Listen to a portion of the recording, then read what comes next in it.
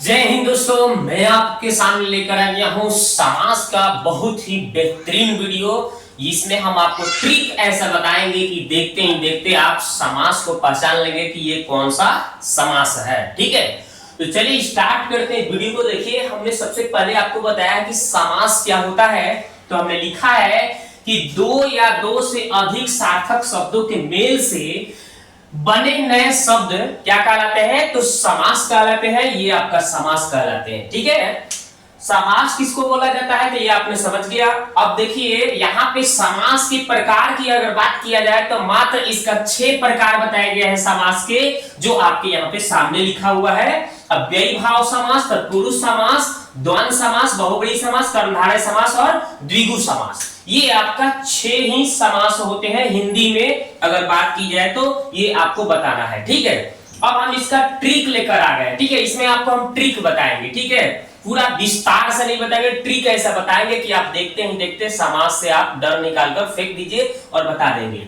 देखिए, अव्ययी भाव समास की बात की जाए तो देखिए, हमने कुछ शब्द लिखे हैं। ठीक है, इसको देख लीजिए, ये सभी अव्यय हैं और ये जिस शब्द के पहले अगर लग जाएंगे तो वो अव्ययी भाव समास कहलाते हैं। ठीक है, तो देखिए यहाँ पे देखिए, जैसे याथा लिखे हैं, आ लिखे हैं, भर, अनु, निर, प्रति, प्र, प्रति, प्रति, ये सब लिखे हैं ना। तो ये कभी भी अगर किसी शब्द के पहले मिल जाए तो उसको अव्ययी भाव समास बोलना है। जैसे यहाँ पे देखिए, प्रति मिल गया ना, प्रतिदिन अव्ययी भाव समास हो गया।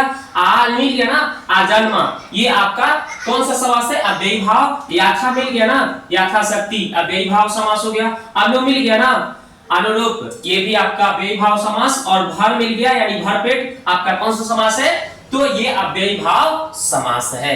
अब देखते हैं अगला, हम लोग अब तत्पुरुष की बात करते हैं। ठीक है, अब देखिए दोस्तों, हम लोग तत्पुरुष समास की बात कर लेते हैं। तो तत्पुरुष समास में आपको देखना है कि विभक्ति छिपा हुआ रहेगा। ठीक है, का, के, की, चाहे के लिए, चाहे में, पर, चाहे से, ये सब विभक्तियां उसमें छिपा रहेगा।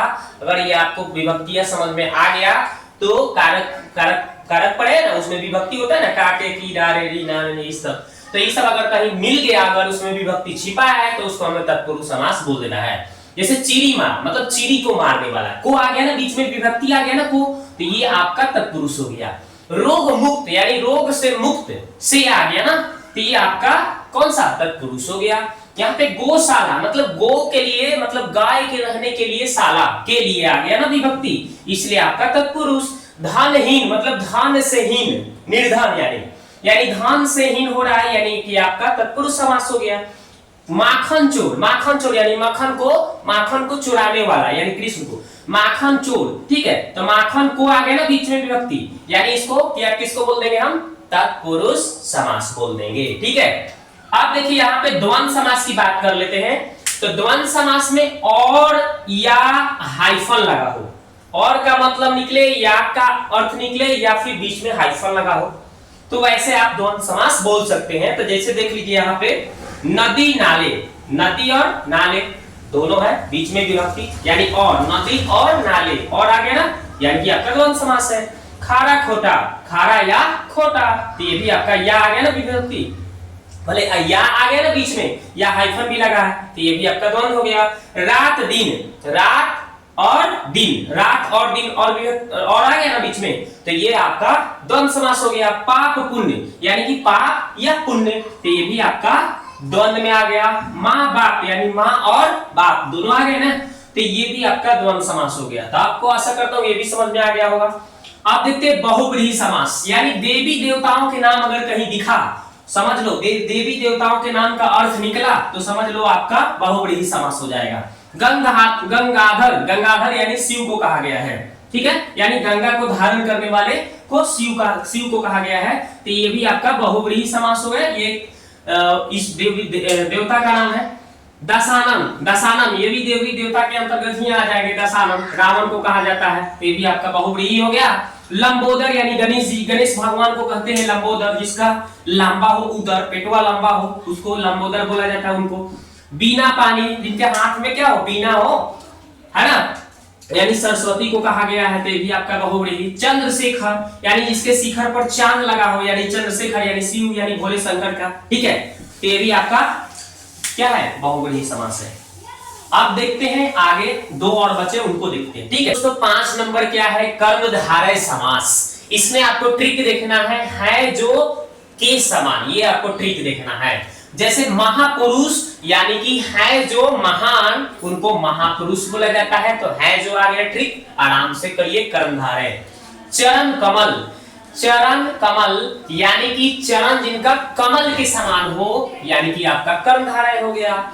चंद्रमुखी यानी जिसका मुख चांद की तरह हो, उसको हम बोलेंगे कर्मधारय समास। और कमल नयन यानी कि नयन जो हो एकदम कमल की तरह हो, यानी कि कमल के समान हो, कर्मधारय समास बोल देंगे। लौह पुरुष यानी कि है जो पुरुष लोहा के समान, उनको बोल देंगे कर्मधारय समास। अब यहाँ पे देखिए द्विगु समास की बात कर लेते हैं। छठा, प्रथम पद संख्या लगा हो। जहां पे प्रथम पद संख्या वाचक हो यानी संख्या हो, तो समझ जाइए कि द्विगु समास है। जैसे चौराहा, चौराहा मतलब 4 की बात हो रही है, यानी द्विगु समास हो गया। तिरंगा, तिरंगा, तिरंगा मतलब 3 की बात हो रही है, यानी कि आपका द्विगु समास है। नवरत्न यानी कि 9 की बात हो रही है संख्या, यानी कि द्विगु समास। त्रिभुवन, देखिए शुरू में 3 की बात हो रही है, यानी कि आपका द्विगु समास हो गया। त्रिनेत्र, यहां भी देखिए शुरू में आपका 3 की बात हो रही है, तो ये भी आपका कौन सा समास हो गया, आपका द्विगु समास हो गया। यानी शुरू में आपको अपने संख्या लगा होगा, द्विगु समास बता देना है। तो कैसा लगा आपका ट्रिक, जल्दी से प्यारा सा कमेंट कीजिए, ताकि नेक्स्ट वीडियो में ट्रिक बेस पर या जैसे बोलिएगा आपके लिए वीडियो लेकर उपस्थित रहूंगा। मिलते हैं नेक्स्ट